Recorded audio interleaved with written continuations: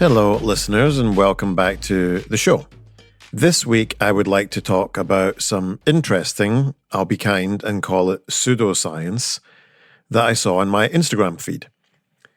The backstory to this ties in nicely with what is, you won't be surprised to hear, philosophy.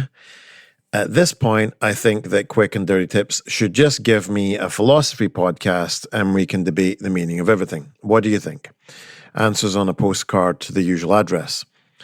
Anyway, the philosophical concept is that of freedom of speech, which usually falls under ethics. Now, I get it, I really do. The truth can be boring, tedious, and involve complex reasoning steps. But when people present total nonsense, I also get to flex my humongous brain and use logic to gain the upper hand in arguing against such charlatans.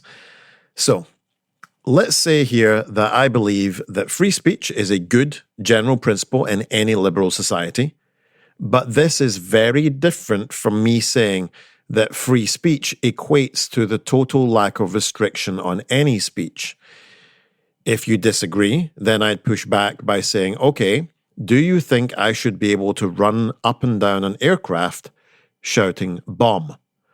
That's clearly ridiculous. So most reasonable people would agree that unrestricted speech and free speech is different. So how does all this tie into fitness?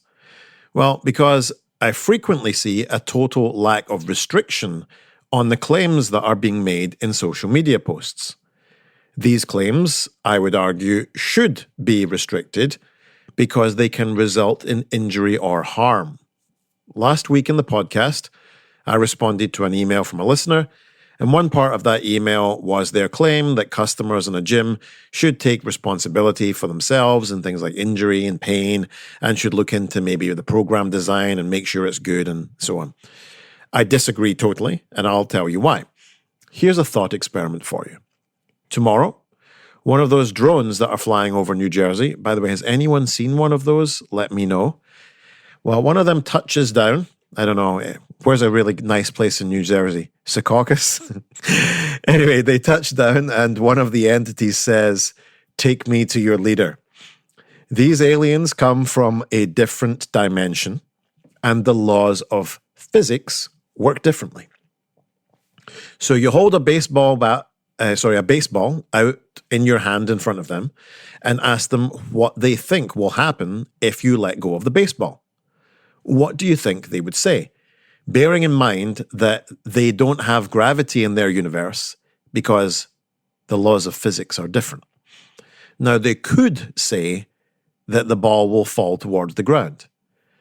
But having never seen what would happen, they could equally say it will fly out of the nearest window of its own accord, or it will burst into flames, or it will turn into a frog.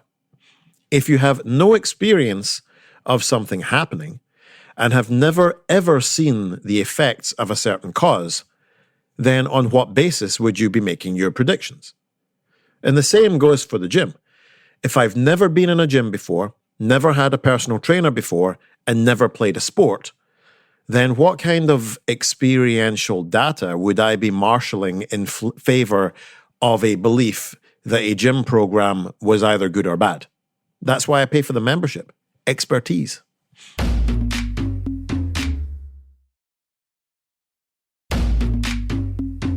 So, I can't agree that the onus is on the end user for faulty information or a faulty product. The responsibility is on the person selling the product or making the claims. I would also argue that social media networks themselves have a responsibility. Let's say I own a gun. You come to me and say you want to borrow my gun. You then go and commit a crime with my gun. Am I responsible in any way? And the answer here is, well, in the UK, yes, I'd be culpable. I'd be culpable in the UK under the Firearms Act. And in the US, there are, in fact, recent cases of gun owners being found guilty of involuntary manslaughter in such cases. If you provide the platform and facilitate the spreading of misinformation, then you're also partaking in that misinformation. And this is where I circle in my story about this week and what I saw on my own feed. So, In July 2024, here in the UK, an alternative healer was found guilty of manslaughter, and then in October was jailed for 10 years. He was a practitioner of what's called Paida-Lagin. I'm not sure how to pronounce that. Apologize to any alternative healers listening. By the way, you're listening to the wrong podcast. But in that practice, you basically slap yourself many, many times. These practitioners say that the slapping expels toxins from the body.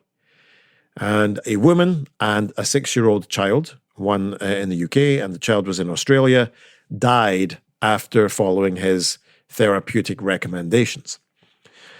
These claims are that, things like the bruising come from toxins being released.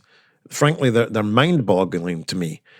But in spite of the fact that at least 2 people have died from consulting with just one of these therapists, I saw an alternative healer on Instagram making a whole post about this same exact thing.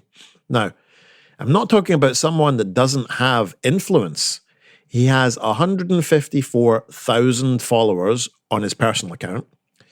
The company that he works for that does this alternative healing has over 1 million followers. And the video that he made this past week about slapping so far has 143,000 views. So, a pretty influential video. The description of the video tells you about how to slap yourself, which for obvious reasons, I'm not going to tell you how to do. But it then goes on to say that this slapping will unblock energy pathways, it detoxifies the body, and is a non-invasive way to get stem cell therapy. Someone asks him in the comments, is all the bruising from the treatment? And he replies, it's not a bruise, it's stagnant, stuck energy being released from the body. Now, I honestly have no words at this point. These are the kind of people that you're going to see on a Netflix documentary in 10 years' time. But this is all just to reinforce things I've said before, which is you need to learn how to, find and read primary sources, not social media posts. Learn how to analyze and critique and remove emotions from the equation. Make sure your position is based on deductive logic. It honestly frightens me that platforms like Instagram are happy to host and facilitate the spreading of information, disinformation, that has so far resulted in deaths and a 10-year jail sentence. Now, we can do things like learn how to investigate the validity of other people's claims, but it just brings us back full circle to my original claim that as a non-sophisticated user, I can't tell the difference between right and wrong. I can make a deductive inference, maybe, but can I really? Like, a deductively valid argument has true premises that lead you to a true conclusion. In other words, the conclusion cannot be false if the premises are true. Now, the most famous kind of deductive inference is all humans are mortal. Socrates is a human. Therefore, Socrates is mortal. But if one of those premises were false, the conclusion could be false. I could say all humans are cats. Socrates is a human. Therefore, Socrates is a cat. See what I mean? So one premise now becoming false invalidates the conclusion. So if I don't have enough knowledge to know that humans aren't cats, I don't know if the conclusion is true or false. And if I have chronic back pain, I'm very likely to buy into whatever these people are selling. And the claim that I can just, sit at home and slap myself a few hundred times and the energy channels that are causing my back pain will become unblocked whilst looking suspiciously like a giant bruise. Well, why would I doubt that claim? I'm definitely going to try it if I have chronic back pain. But what do you think? Do you agree with me that social media platforms have a role to play in choosing what we see? Or should users be allowed to post whatever they want under the guise of free speech? Curious. If you have any questions or just want to say hi, please email me at getfitguy@quickanddirtytips.com. Quick and Dirty Tips is a super amazing podcast. Thanks for listening. And thanks to the team at Quick and Dirty Tips, Morgan Christensen, Holly Hutchins, the director of podcast, Brandon Getchus, Davina Tomlin, me, Kevin Dunn. If you have a question, you can voicemail me. I think I've had 2 in 2 years. So, 510-353-3104. Send me an email at getfitguy@quickanddirtytips.com. Visit quickanddirtytips.com for more information about the show. But you can also check out the show notes in your podcast app.